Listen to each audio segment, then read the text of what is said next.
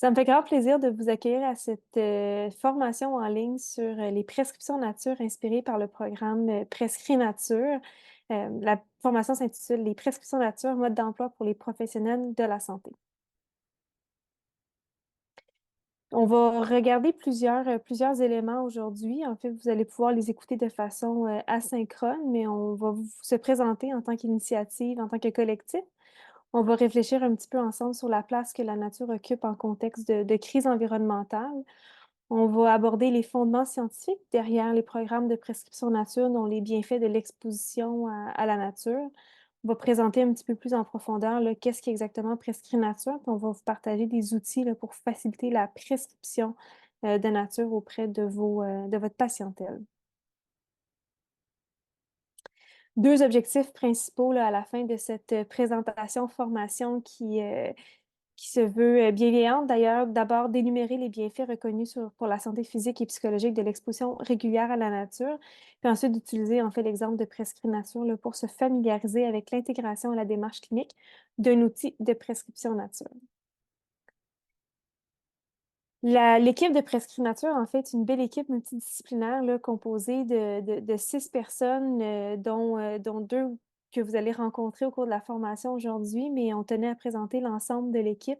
Donc, vous avez Dr. Isabelle Bradette, qui est médecin à l'urgence et professeure adjointe à l'Université de Sherbrooke.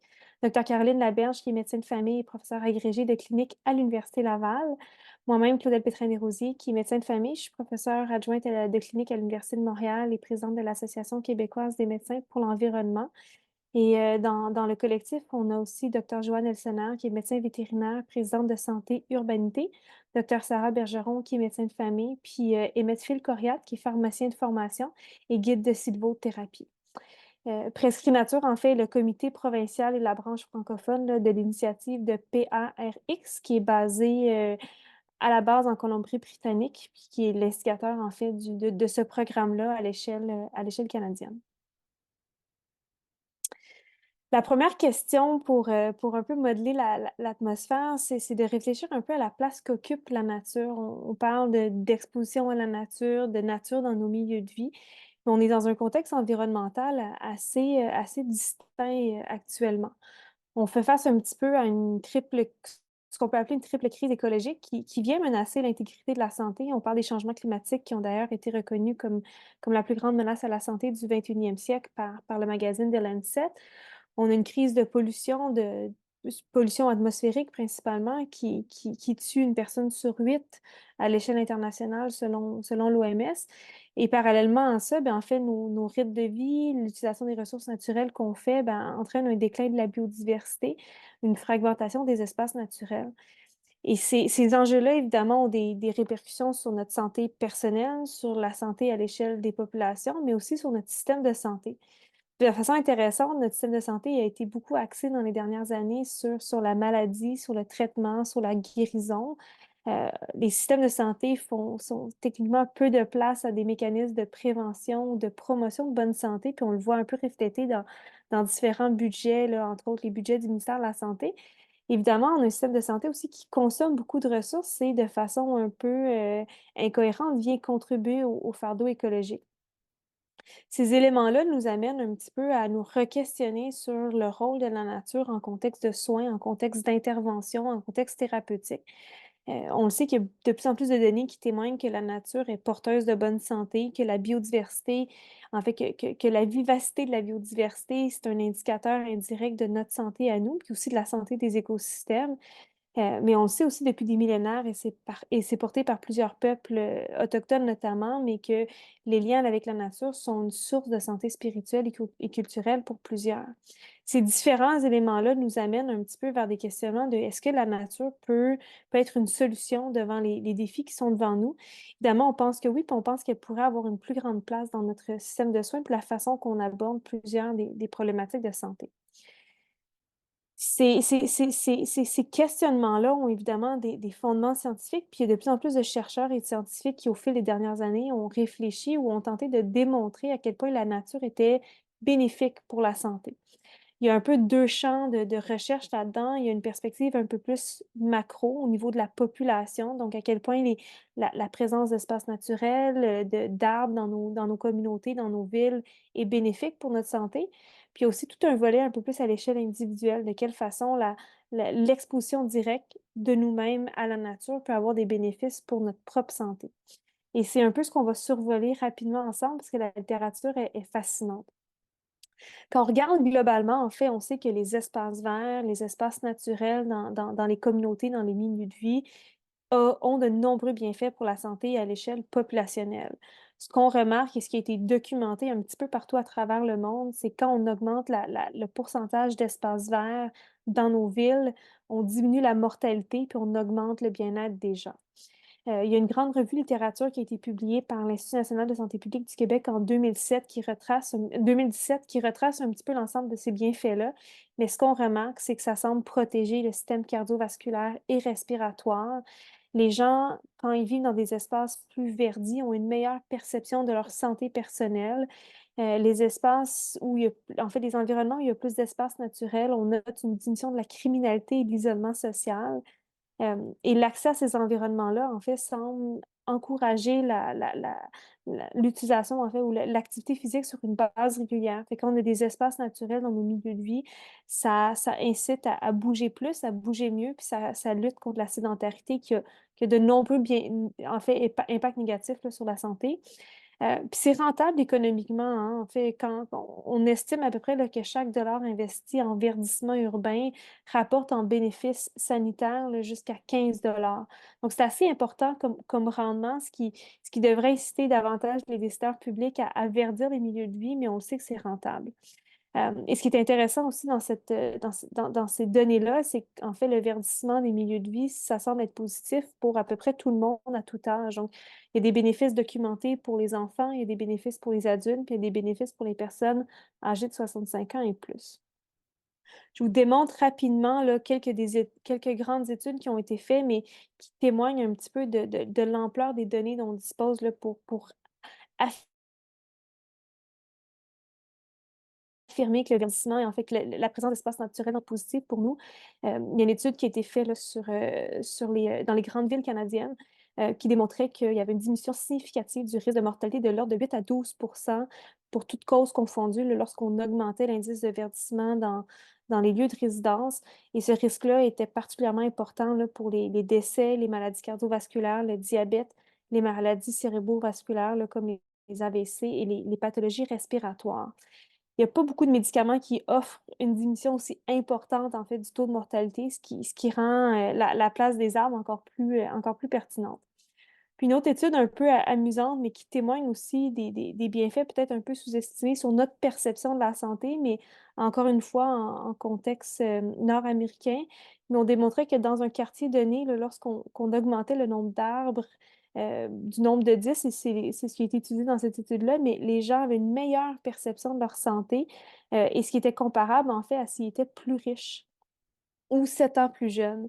Donc, et la perception de la santé peut être intéressante dans ce qu'on se perçoit comme limite ou ce qu'on est capable de faire, mais ce qui démontre que les arbres, les espaces naturels nous amènent une perspective peut-être renouvelée ou plus rajeunissante sur notre santé. À l'échelle populationnelle, encore une fois, il y a de plus en plus d'initiatives là, qui se sont mises en place pour essayer d'offrir aux villes, aux municipalités des cadres de réflexion pour favoriser la présence de milieux naturels. Et l'approche 3-30-300 est quand même intéressante, a été intégrée, en fait, soutenue par l'Organisation des Nations Unies, mais nous invite à avoir, en fait, quelques barèmes, quelques indicateurs assez clairs pour dire s'il y a assez d'espace vert dans nos villes. Et ce qui est visé, c'est que chaque personne de sa maison, de son lieu de résidence, puisse voir au moins 3 arbres, que dans chaque quartier, on a une couverture forestière ou de canopée urbaine d'à peu près 30 que chaque citoyen, citoyenne ait accès à moins de 300 mètres de son lieu de domicile, ait accès à un espace comme un parc urbain. Et ça, c'est des outils qui peuvent être utilisés à l'échelle d'une ville par les urbanistes pour développer des quartiers qui permettent d'aller justement bénéficier puis mobiliser les bénéfices des espaces naturels sur notre santé. Là où ce qui devient encore plus intéressant, c'est quand on regarde à une échelle individuelle, donc comme personne, qu'est-ce qui arrive si je m'expose volontairement à la nature? Donc, si je vais dans un espace naturel, que ce soit un parc, un jardin, et cetera, il y a des bénéfices directs pour nous. Ils sont de mieux en mieux documentés. Il y a 2 grandes familles d'impacts qui sont répertoriées. Ils ont des bienfaits sur la santé physique et des bienfaits sur la santé psychologique qu'on va aborder en 2e intention. Sur la santé physique, ce qui a été documenté, puis je vais présenter rapidement quelques de ces grandes études-là, mais après un contact significatif d'à peu près 15 à 20 minutes avec un espace naturel, on voit une diminution de la tension artérielle et du rythme cardiaque. Le taux salivaire de cortisol, qui est un peu comme l'hormone du stress, diminue de façon significative. Il y a des études qui ont démontré aussi qu'après un contact avec la nature, on allait stimuler les fonctions, le système immunitaire. Il y avait une augmentation des cellules de type natural killers. Et ça perdurait quand même plusieurs heures, voire quelques jours après le séjour en nature. Certaines études ont démontré aussi que le contact régulier avec la nature favorisait le contrôle des glycémies, donc du taux de sucre dans le sang, et que rajouter à des programmes pour la gestion de la douleur chronique, c'était efficace là, pour un petit peu optimiser sa gestion quotidienne de la douleur. Donc, c'est des études qui ont été faites chez des patients qui avaient de la fibromyalgie de façon chronique.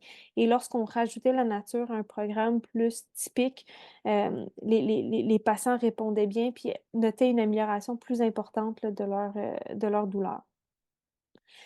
Au niveau des bienfaits sur la santé psychologique, on a encore plus de données, mais on le sait que le contact régulier avec la nature diminue les sentiments d'anxiété, de dépression et même les émotions négatives. Chez les enfants, on a une diminution objectivée là, des comportements hyperactifs et impulsifs. Euh, c'est des études qui ont été faites aux États-Unis chez des jeunes enfants, puis de façon très intéressante, en fait, les chercheurs ont demandé aux enfants, avant leur journée scolaire, d'aller marcher. Il y avait un groupe qui marchait 20 minutes, en fait, dans un espace naturel, puis l'autre groupe marchait 20 minutes dans un espace plus urbanisé. Puis après, on leur a fait des tests, puis on a testé un petit peu leur degré de concentration, puis la performance à des sortes d'examens de jeux cognitifs. Et chez les enfants qui avaient marché en forêt, en fait, il y avait une meilleure réponse, il y avait des meilleures performances.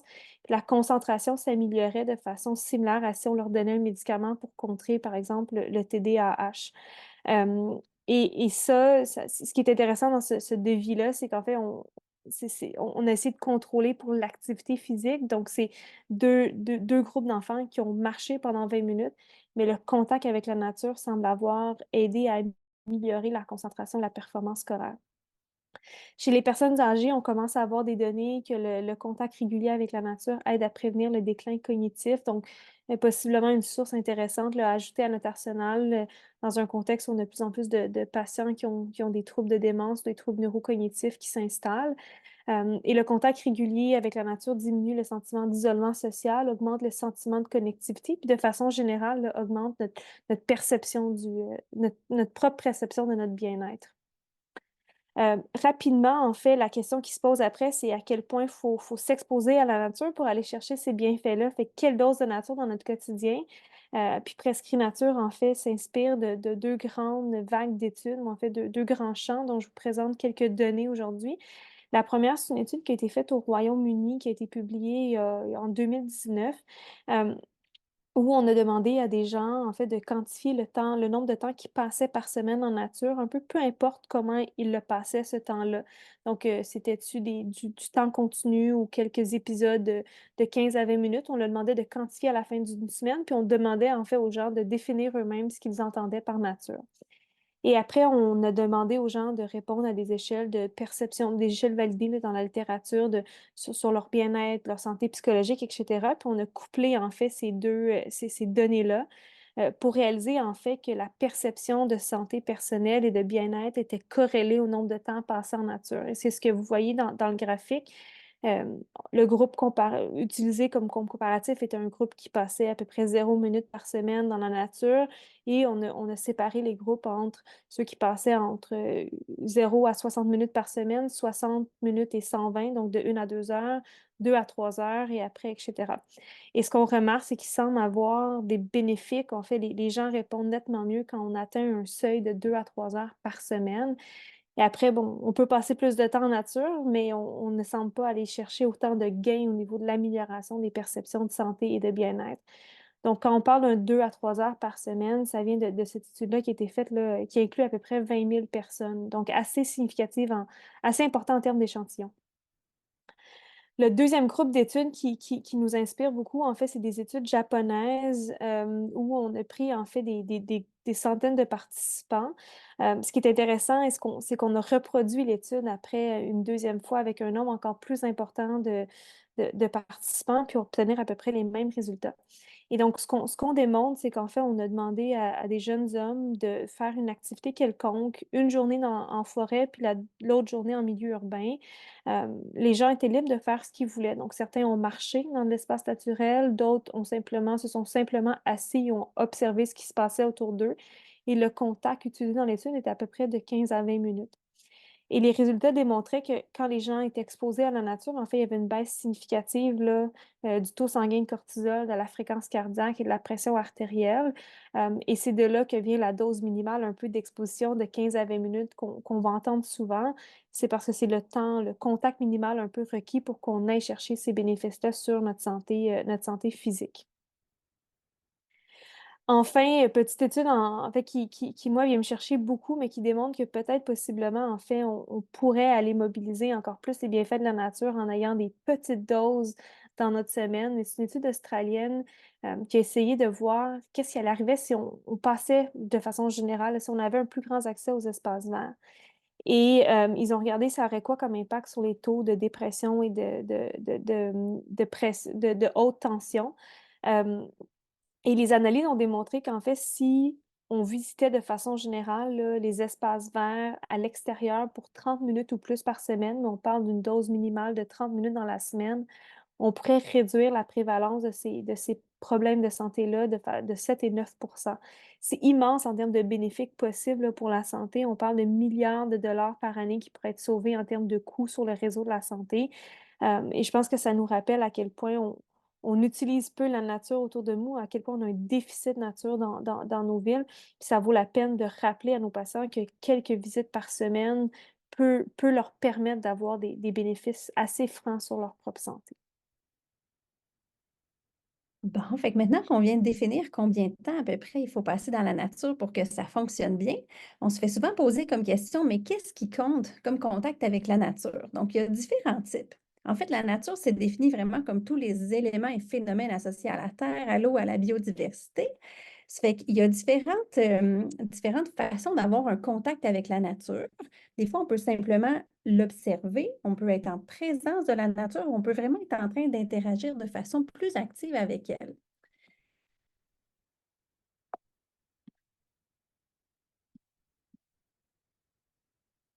Il y a Virginie Gargano, qui est une travailleuse sociale qui a travaillé beaucoup sur l'intervention par la nature et l'aventure, qui a défini récemment différents types de spectres de pratiques centrées en nature. Fait que tout d'abord, l'exposition passive, ça peut être, par exemple, d'observer une image de nature, par exemple, sur notre fond d'écran de l'ordinateur ou encore par des images, regarder le paysage par la fenêtre. C'est plutôt passif, mais ça fait quand même il y a quand même des bénéfices démontrés dans la littérature à ça, par rapport, par exemple, à avoir un mur blanc ou un mur qui nous indique, une image de ville. Après ça, il y a l'exposition quasi passive, donc le fait d'être entouré, par exemple, de plantes dans notre environnement, jardiner, s'alimenter, être en lien avec les aliments qu'on touche ou les relations avec nos animaux de compagnie, c'est quand même un peu passif comme exposition, mais ça aussi, ça a démontré des bénéfices. Ensuite, il y a une immersion un petit peu plus grande, donc dans l'environnement immédiat. Par exemple, aller dans un parc national en nature, voguer sur une rivière ou faire une randonnée, par exemple, en nature, sans que ce soit nécessairement une grande aventure. Ça peut être d'aller faire un pique-nique au parc. On parle ici d'une immersion quand même. Puis l'immersion globale, c'est quand c'est vraiment combiné avec une aventure, une activité physique un petit peu plus grande, puis ça peut inclure des nuitées en nature d'un séjour de 3 à 30 jours environ. Fait que c'est sûr que plus on est euh, immensément immergé dans la nature, peut-être que ça peut apporter plus de bénéfices, mais c'est pas nécessaire d'être en expédition d'une semaine en Gaspésie pour avoir des bénéfices à la nature. Le fait de jardiner dans notre cour, il y a déjà des bénéfices qui vont nous être apportés. Fait que pourquoi prescrire? Des fois, quand on parle de prescrire, c'est plutôt des médicaments dont on parle. On veut vraiment, nous, voir ça dans un sens plus large, à titre de faire des recommandations à nos patients ou à nos clients. Fait que pourquoi prescrire la nature? Premièrement, c'est facile et efficace. Donc, on a beaucoup de données qui démontrent que ça fonctionne. Puis, c'est simple et c'est pratique. On peut améliorer la santé de nos patients sans avoir d'effets secondaires. Le fait de l'écrire, souvent, ça fonctionne mieux. Quand les gens sortent du bureau de leur professionnel de la santé avec un petit document écrit, ça va leur rappeler davantage. On a de la littérature là-dessus beaucoup sur les prescriptions d'activité physique. Ça peut être aidant pour changer les habitudes de vie de la personne. Puis c'est un geste positif pour la planète aussi parce qu'on sait que les gens qui passent plus de temps dans la nature sont plus susceptibles de la protéger. Finalement, comme on vient de voir, plusieurs formes d'exposition peuvent être bénéfiques pour la santé. Puis c'est sûr que plus le milieu naturel est riche, bien, plus ça va être bénéfique, effectivement. Puis, plus on a de la facilité à l'avoir. Fait que c'est sûr que plus on a un environnement urbain qui est favorable, plus on a une canopée dans notre quartier, plus on a des parcs à proximité, plus c'est facile à un grand nombre de personnes de bénéficier de la nature pour leur santé. Les bénéfices sont nombreux. On vous a présenté quelques études, mais il y a vraiment une panoplie de littérature qui a explosé dans les dernières années sur ce sujet-là. Puis, il n'y a pas encore d'effets négatifs documentés. Il y a des choses qui sont plus difficiles à démontrer des fois. Il y a encore certaines zones d'ombre ou certaines limites, mais il n'y a définitivement pas d'effets secondaires négatifs à passer du temps en nature. Et puis, plus on a tendance à profiter des milieux naturels autour de chez nous, plus on a tendance à vouloir les protéger parce qu'on réalise les bienfaits sur la santé. Donc, ça peut amener une meilleure conscience écologique puis des gestes concrets pour s'impliquer dans la protection des milieux naturels de proximité puis les rendre accessibles à tout le monde. Puis c'est là aussi où on a un rôle à jouer, des fois à titre de professionnel de la santé. Tout ne repose pas aux épaules, évidemment, mais le fait de travailler en collaboration avec les municipalités, avec les parcs régionaux, avec les parcs provinciaux, fédéraux, ça permet d'avoir l'accessibilité à la nature pour le plus grand nombre. Puis, c'est un document intéressant qui a été fait en 2019 pour répertorier un peu tous les bénéfices que ça peut amener. Parce que non seulement le fait d'être dans la nature est important pour la santé physique et psychologique, ça permet aussi, en étant en nature, de faire des activités significatives. Ça peut être des activités sportives, ça peut être des activités plus méditatives, contemplatives. Puis il y a souvent un contexte social qui vient avec ça. Donc, les relations sociales, souvent, vont être améliorées en contexte de nature. Donc, ils ont recensé un peu qu'est-ce que ça pouvait faire le fait de prescrire de la nature. Donc, on pourrait prescrire de la marche, des randonnées, du jardinage, toutes sortes de choses en fonction de l'intérêt de nos patients. Les bénéfices sont là au niveau de la santé physique, psychologique, on en a parlé, le développement personnel, apprendre des nouvelles aptitudes, tous les bénéfices sociaux aussi, les interactions sociales, on l'a parlé tout à l'heure chez les enfants, de la réduction de l'hyperactivité, il y a aussi une amélioration des interactions sociales entre les enfants, une réduction de l'isolement chez les aînés aussi, tous les biais potentiels sur l'environnement dont on a parlé, mais la conservation de la biodiversité, l'atténuation climatique, puis tous les bénéfices socio-économiques, donc la réduction des inégalités socio-économiques en étant en nature. Si on remonte un peu l'histoire pour comprendre d'où ça vient, le fait de prescrire de la nature, d'abord, c'est pas nouveau, hein. Déjà au 19e siècle, les gens s'étaient rendus compte que la nature était bonne pour la santé. Si on repense aux grands sanatoriums qui s'installaient à l'extérieur des villes pour traiter les tuberculeux déjà dans les années 1800. Après ça, les grands parcs urbains, une fois que le développement urbain a commencé dans les milieux aisés, Central Park, à New York, c'était d'avant tout une mesure de santé quand ça a été bâti. Puis, après ça, c'est développer un réseau de parcs récréatifs plus à l'extérieur des milieux de vie, donc des grands parcs naturels, la protection des milieux naturels. Mais tranquillement, les espaces verts se sont un peu fait empiéter par nos villes, par la nécessité de construire plus de maisons. Le Japon a recommencé à prescrire, à utiliser la modalité du Shinrin-yoku, ce qui veut dire littéralement des bains de forêt. Donc, depuis les années 80, ça a été largement documenté et étudié là-bas. Certaines des études, là, des plus grandes études dans le domaine ont été faites là. Il y a, de façon intéressante, en Nouvelle-Zélande, les Green Prescriptions qui ont commencé en 1998. Puis comme leur nom ne l'indique pas, en fait, ce n'est pas des prescriptions de nature, mais les Green Prescriptions, c'était vraiment des prescriptions d'activité physique encadrées avec des professionnels de la santé et soutenues par le gouvernement. Puis ils ont vraiment réussi à démontrer les bénéfices en termes d'amélioration des habitudes de vie et les bienfaits sur la santé des patients d'avoir un programme structuré comme ça et soutenu par le système de santé. Après ça, en Amérique du Nord, donc le début des prescriptions de trails, donc de randonnée, puis après ça, PARX États-Unis qui avait commencé en 2010. Ensuite, l'Écosse a emboîté le pas en 2018 avec les prescriptions de nature. Ça existe aussi maintenant au Royaume-Uni. Et puis, PARX a commencé en Colombie-Britannique en 2020. Chez nous, au Québec, Prescrit Nature a été lancé en 2022, donc on va fêter très bientôt notre deuxième anniversaire en mai prochain. Donc, c'est l'adaptation vraiment au contexte québécois du programme PARX canadien. Mais au-delà d'une traduction, c'est aussi une adaptation là, à notre réalité québécoise ou franco-canadienne. Le site web est tout facile, c'est prescrit-nature.ca. Donc, sur le site web, vous allez avoir une tonne de ressources pour les patients, pour les prescripteurs. Dans l'onglet Pourquoi la nature, vous allez voir un peu toutes sortes de choses. Ma collègue Isabelle Bradette va naviguer là-dedans tout à l'heure avec vous, puis ainsi que des ressources.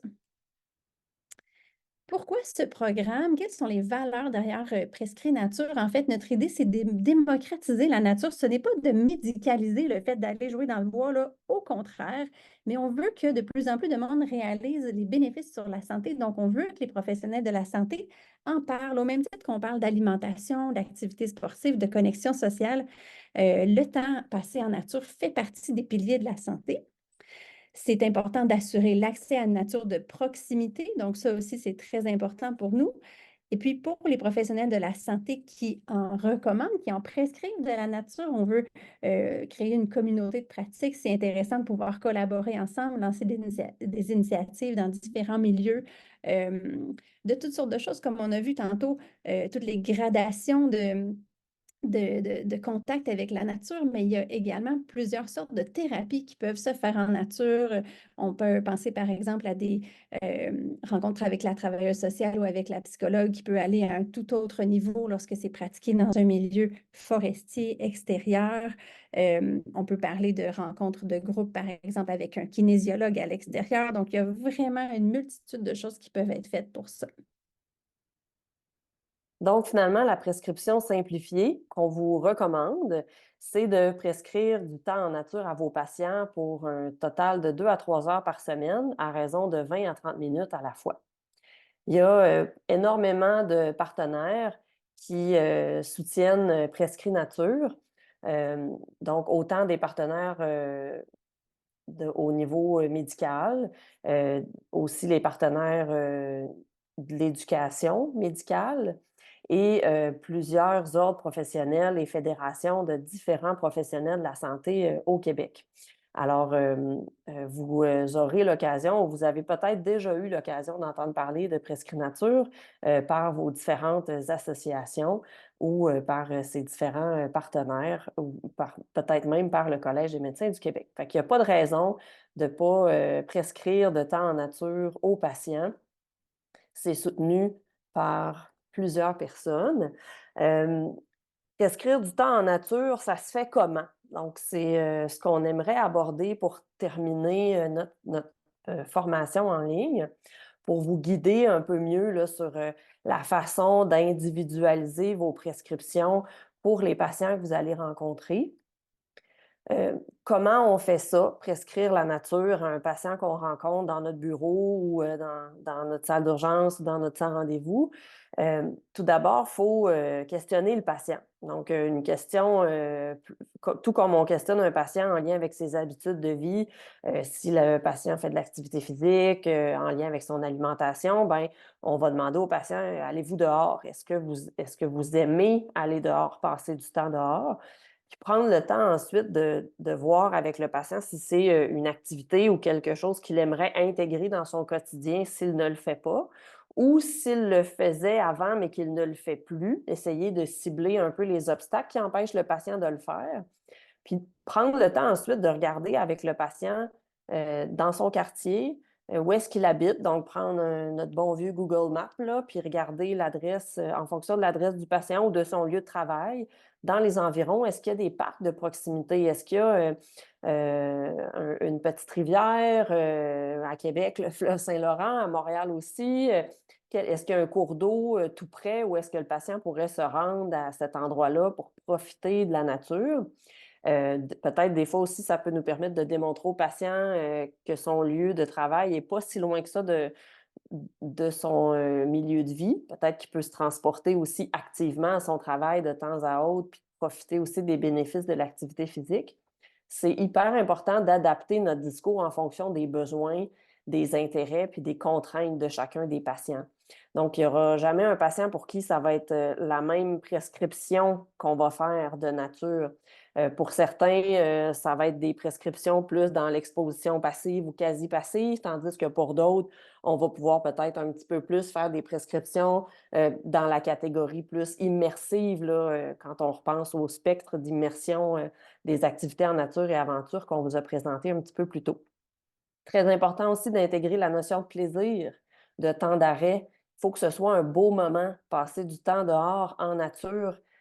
Faut qu'on en profite. Il faut que ce soit un moment aussi dans lequel il n'y a pas de distraction. Alors, on ne peut pas passer un moment en nature qui va être bénéfique si on est assis sur un banc de parc en avant d'un beau cours d'eau, mais concentré sur notre téléphone cellulaire à lire un article ou à chatter avec des amis ou avec des membres de notre famille. Fait que ça ne fonctionne pas. Fait qu'il faut vraiment être attentif à la nature autour de nous et non à d'autres choses.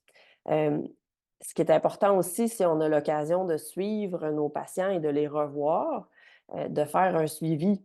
Autant on fait un suivi en lien avec l'intégration de l'activité physique, l'intégration des saines habitudes de vie, bien, même affaire avec le contact avec la nature. Puis, est-ce que vous êtes allé finalement au parc? Est-ce que vous avez réussi à intégrer de l'exposition à la nature dans votre quotidien ou 2, 3 fois par semaine? Si oui, est-ce que vous avez aimé ça? C'est super important de faire un retour avec le patient. Puis ça aussi, ça va peut-être motiver le patient s'il n'a pas encore intégré cette habitude-là dans son quotidien, le fait de lui en reparler, de taper sur le clou, si on peut dire, mais ça va peut-être lui donner finalement les outils nécessaires pour dire OK, ben, ma médecin, ça fait 2 fois qu'elle m'en parle, elle doit considérer que c'est important puis que ça vaut la peine que j'intègre ça. Bien, ça va peut-être augmenter sa motivation intrinsèque à changer un peu ses habitudes. Des exemples de temps en nature de proximité qu'on peut partager avec nos patients, s'asseoir sur un banc de parc qui est tout près de la maison ou tout près de notre lieu de travail, contempler la nature, aller marcher dans un parc, dans un sentier en forêt ou une promenade sur le bord de l'eau. Ça peut être d'installer une mangeoire à oiseaux sur son terrain, sur son balcon, puis de bénéficier de voir des oiseaux qui viennent plus régulièrement. Se tremper les pieds dans l'eau, ça peut permettre, puis plus dans l'eau sauvage, si on veut, que dans l'eau d'une piscine, là, mais le contact de l'eau va nous amener une forme d'immersion aussi là, qui va être d'autant plus bénéfique que la nature environnante. Faire un pique-nique dans la nature, faire un pique-nique au parc avec la famille, jardiner, accrocher des images de nature à la maison. Donc, ça peut être des éléments qui sont très, très simples. Si on travaille de la maison, travailler devant une fenêtre pour avoir accès à la lumière naturelle aussi, ça peut être un bon exemple, ou même dans notre environnement de travail, si on a l'occasion d'avoir accès à une fenêtre, ça va être mieux que de travailler en avant d'un mur, assurément. Un médecin, docteur Burel, qui travaille à Shawinigan, a déjà donné ce truc que souvent il demande aux patients qu'il rencontre, surtout pour des gens qui vivent avec des problèmes plus d'anxiété ou des problèmes plus de symptômes dépressifs. Bien, il leur demande de fermer leurs yeux puis d'imaginer dans leur tête un endroit dans lequel ils se sentent bien, où est-ce qu'ils trouvent que c'est un environnement apaisant, qui représente la paix, le bonheur pour eux. 90 du temps, les patients vont se voir dans un milieu en nature beaucoup plus que sur une chaise à côté d'une autoroute. Alors, il va les inciter ensuite à aller à cet endroit-là quand ils ont besoin d'être apaisés ou à un endroit qui s'y rapproche. Fait que si les gens se sentaient bien assis dans une forêt, ben, d'essayer de trouver un parc de proximité qui a une forêt. Si c'était le long d'un cours d'eau, ben, trouver un endroit où il y a un cours d'eau facilement accessible, où est-ce qu'ils peuvent aller s'asseoir, puis aller prendre du temps pour se ressourcer, puis retrouver un moment de paix et de bonheur. La prescription qu'on vous propose, elle est simple. Plus elle va être individualisée à votre patient en lien avec ce que vous avez discuté, euh, plus ça va motiver le patient à changer ses habitudes puis à appliquer votre prescription. Donc, si on a déjà parlé d'un parc précisément avec notre patient, si on a déjà parlé d'une certaine forme d'activité que le patient aime faire, puis qu'on la réécrit sur notre prescription, bien, pour le patient, ça corrobore le sérieux de notre démarche et ça augmente énormément la motivation intrinsèque, assurément. Ça crée aussi un beau lien de confiance avec nos patients. Quelques documents pour vous aider aussi à publiciser ou du moins à transmettre ces bienfaits de la nature sur la santé en général. Sur le site web de Prescrinature, dans l'onglet Prescripteur, vous avez une série de documents que vous pouvez imprimer qui sont sur une forme là, d'une page normale que vous pourriez laisser dans votre salle d'attente, que vous pourriez garder dans votre bureau puis donner les documents spécifiquement aux patients à qui vous parlez de certains bénéfices en lien avec la nature. Donc, c'est basé sur différents bénéfices, soit plus génériques ou plus spécifiques. Puis il y a aussi des affiches à imprimer pour les patients puis pour les prescripteurs. Tout ça, c'est en PDF gratuit. Vous avez accès à ça là, sans avoir besoin de faire la demande à qui que ce soit. Là. C'est gratuit pour tout le monde et accessible pour tout le monde. Donc, on vous invite à les utiliser. Il y a aussi un onglet au site web de Prescrinature qui s'appelle Ressources. Sous cet onglet-là, vous avez le bottin des ressources, entre autres, qui est pour l'instant sous forme d'un document Excel. Un jour, il aura peut-être une forme un peu plus coquette, mais ça n'en est pas moins un regroupement de ressources qu'on a fait là, ici au Québec. Pour vous donner une idée de qu'est-ce qui se passe là, en lien avec l'intervention en contexte de nature, quels sont les programmes d'intervention qui existent, certaines entreprises aussi qui utilisent la nature comme modalité d'intervention ou des organismes. On a catégorisé ça là, en différents types. Donc, vous pourrez aller explorer le tout si vous avez des interrogations. Voyons, on inclut aussi les programmes de scolarité, de garderie en nature.